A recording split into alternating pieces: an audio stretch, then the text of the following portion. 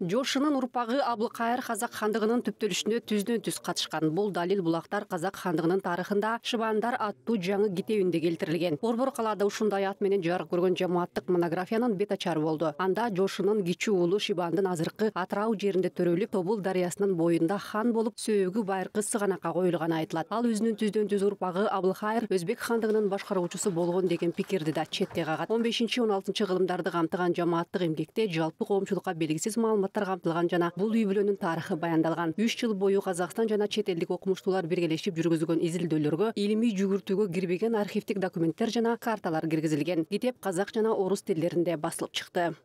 Шибани Абылкайырдын тууп өскөн жери Казакстан, жаткан жери Казакстан, турган жери Казакстан.